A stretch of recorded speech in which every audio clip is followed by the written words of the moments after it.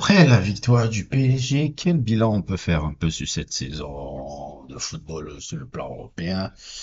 Le football, les équipes, etc., etc. Bon, on va pas aller dans des superlatifs et tout, hein, mais la victoire du PSG, c'est vraiment la victoire du football. C'est ça, on pourrait aller dans de la philosophie à deux balles ou quelque chose comme ça, mais c'est vraiment la victoire du football et du football qu'on défend. Et comme je le dis, fait que le répéter, cette saison, qu'est-ce qui a été très marquant sur cette saison qu'on peut voir justement dans les phases finales de Ligue des Champions généralement, c'est que les équipes qui sont restées dans le dernier carré, c'était des équipes qui avaient une expression collective très forte. L'Inter, malheureusement, s'est fait un peu dégommer contre le PSG. Voilà, de manière abrupte. Il ne faut pas effacer un peu tout ce qu'ils ont fait lors de la compétition.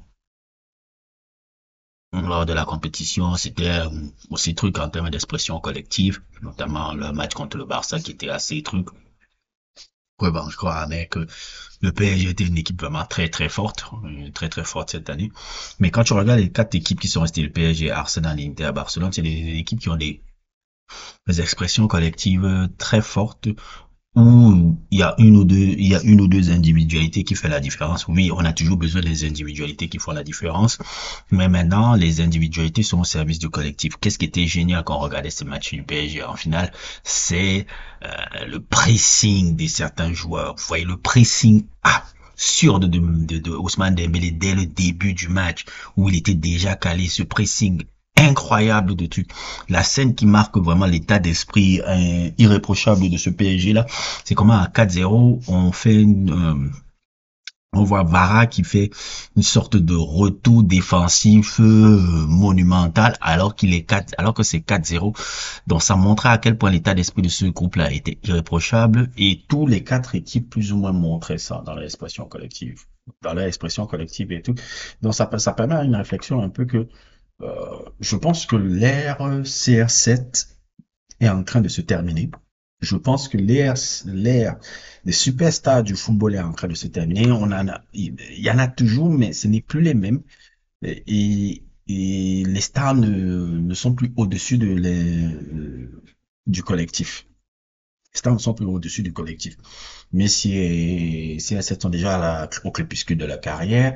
Kylian Mbappé est au dessert, un peu, je dirais pas au dessert, mais en pleine saison de sa carrière, c'est-à-dire il a 26 ans, 27 ans bientôt. Lui qui a déjà une carrière exceptionnelle, hein, la carrière qu'il a menée, ça s'arrête là. Ça reste quand même top 20 des meilleurs joueurs de l'histoire du foot. Hein, faut pas croire. Les gens qui sont en train d'insulter Mbappé là, c'est les gens qui comprennent rien au sport.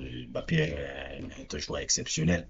Mais les stars individuelles, Mbappé, Haaland, rappelez-vous, le football allait tourner autour de Mbappé, Haaland, qui sont plus ou moins des gars qui continuaient le tube de CR7, un peu l'individualisme, le côté où l'individu au-dessus du collectif, le côté où les stats individuelles passent sur la véritable compréhension du jeu.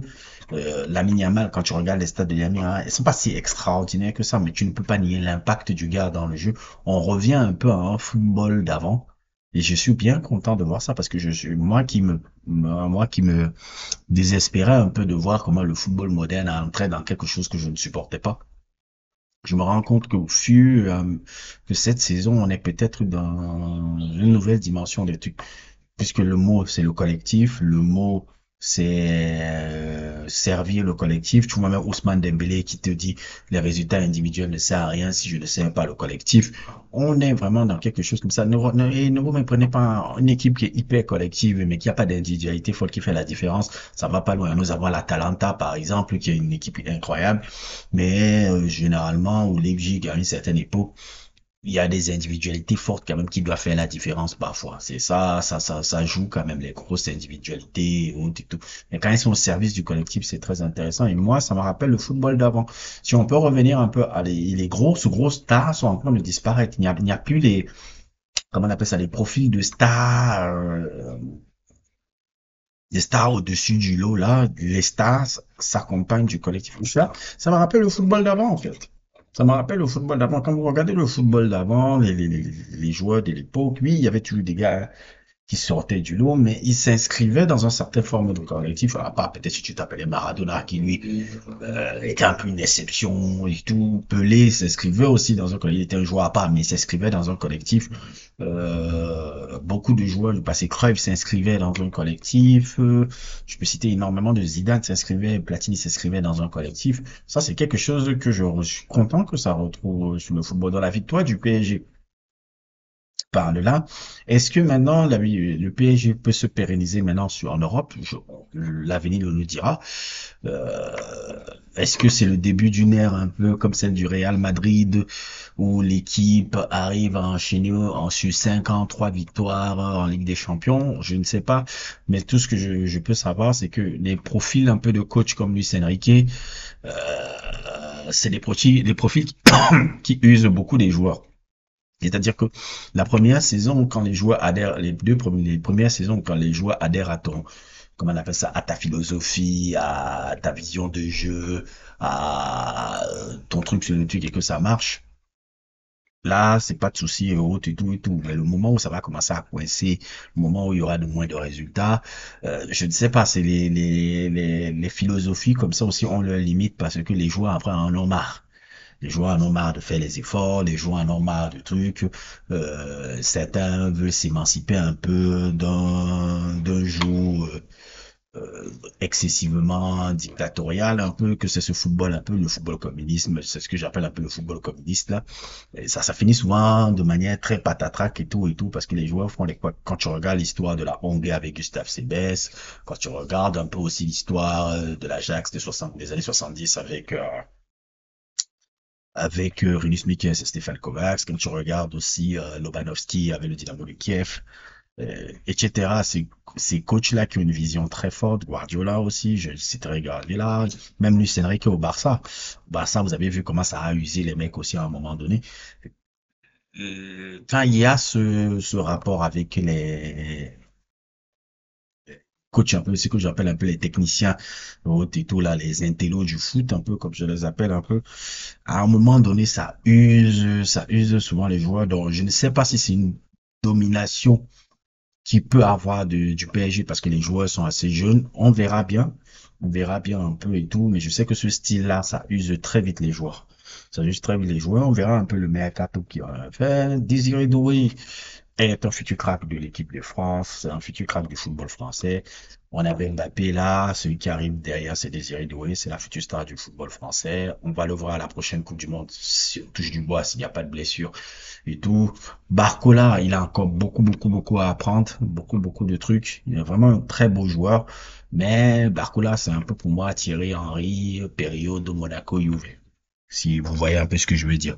C'est un peu le Thierry Henry de cette période-là qui est, tu vois le potentiel, tu vois sa pointe de vitesse, mais il doit encore beaucoup travailler, non seulement sur sa technique individuelle, beaucoup travailler encore sur d'autres éléments de son jeu, ne pas trop se reposer sur sa vitesse, des trucs, des travail que Aubameyang a un peu fait à un certain moment de sa carrière, mais Barcola, j'ai l'impression que c'est un jeune qui écoute, que c'est un jeune qui bosse, donc, il peut devenir toujours un truc et tout, et le voir aussi en équipe de France et être dans une équipe qui gagne la Ligue des Champions et qui a cette concurrence-là, ça peut apporter. Ousmane Dembélé, est-ce qu'il va finir sa carrière au PSG? J'ai l'impression.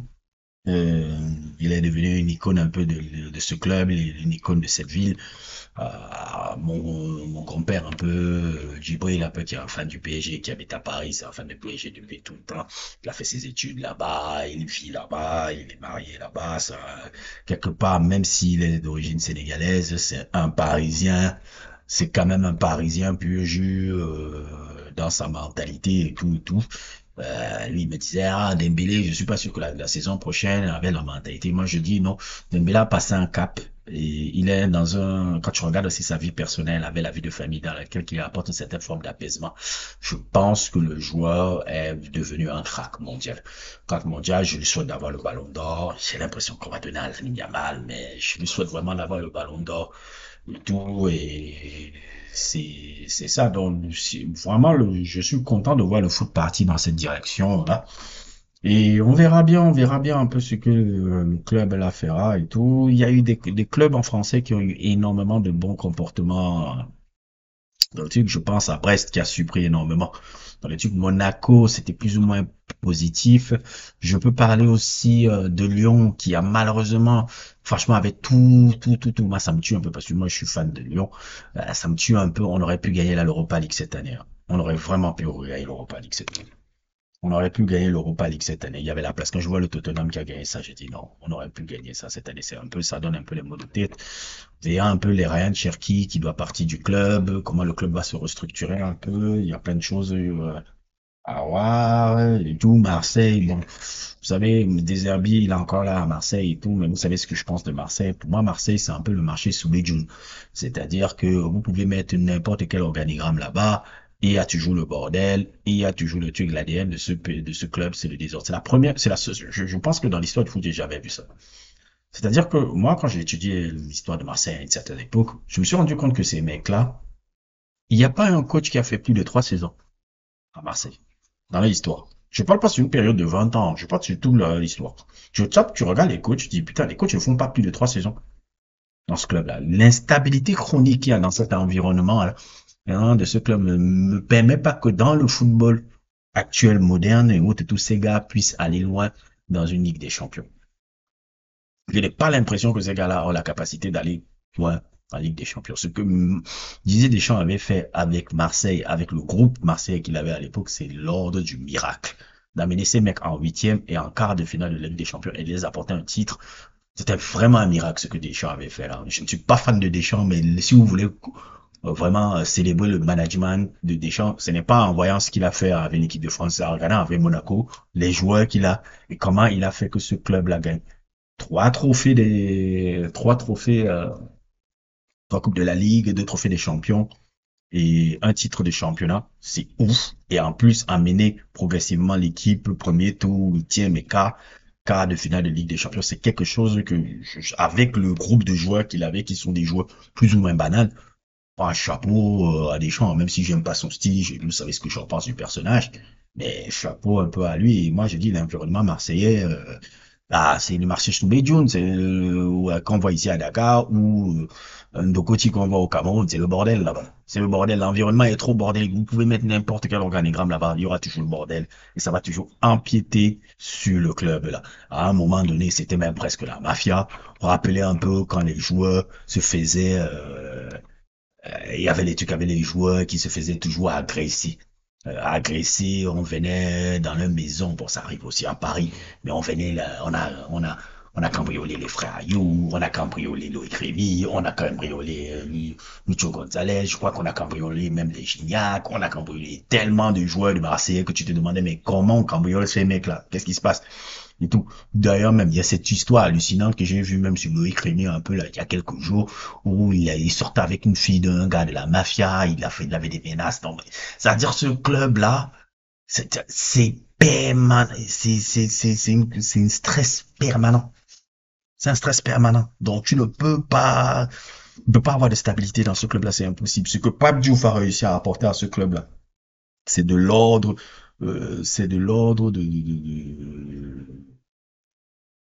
de l'extraordinaire, c'est l'ordre de la science-fiction, ce qu'il a réussi à essayer d'apporter un truc. Et même quand il a réussi à apporter une certaine forme de stabilité, ça n'a pas duré. Il y a eu des problèmes avec l'organigramme, avec Vincent Labrune, il a dû quitter. Donc, c'est impossible. Marseille, laissez. Moi, il y a longtemps que quand je regarde ce club, je dis, mais ils ne gagneront plus jamais rien. Le Coupe d'Europe, la Ligue des Champions, ne regardez même pas, frère. Donc, c'est ça ce club-là, c'est ça ce club-là.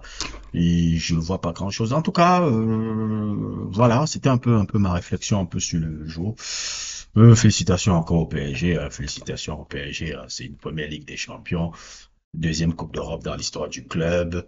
Et voilà, je vais ajouter un peu ça. Ce que j'ai beaucoup aimé quand même, et ça, il faut appeler Nasser. On a beaucoup critiqué Nasser sur beaucoup de choses et Nasser mérite énormément de critiques un peu sur parfois la gestion du club qu'il a eu et parfois certaines gestions un peu avec certains joueurs et certains trucs. Mais on va quand même lui donner des crédits. J'ai beaucoup aimé comment il a réessayé de ramener au centre du club dans cet événement tous les anciens joueurs qui ont participé à l'histoire de ce club-là. Voir les Comboiré, voir Rai, voir Luis Fernandez, voir tous les grands personnages de l'histoire du PSG là-dedans, moi, c'est des choses qui me parlent parce que j'aime le foot quand on respecte un peu la tradition d'un club ou la tradition un peu des joueurs qui ont écrit l'histoire d'un club. Parce que pour moi, c'est là où le foot est intéressant, le sport est intéressant. Donc, il y a un travail de transmission un peu avec les jeunes générations autour de l'histoire d'un club, de l'histoire des joueurs qui ont écrit l'histoire, qui ont écrit les lettres de noblesse un peu euh, de ce club-là qu'est le PSG. Moi, je trouve que ces trucs, je suis pas un fan du PSG. Là. Je regarde, comme vous savez, je regarde le foot juste de manière neutre et tout. Et moi, je pense que c'était l'événement qui m'a le beaucoup plus plu à ce moment donné. Donc, je suis pas un Nasser pour ça. Le football français n'est pas forcément dans des bonnes conditions sur le plan financier, mais quand même il y a eu de belles choses quand même en Coupe d'Europe, pas seulement le PSG, mais dans beaucoup d'autres équipes. On verra un peu ce qui se passera, comment ça se passera un peu avec la DNCG dans les semaines à venir, un peu sur l'avenir du football français. Mais en tout cas, voilà, félicitations encore au PSG. Et c'est tout pour moi. N'hésitez pas à liker, n'hésitez pas à vous abonner et à plus pour d'autres aventures.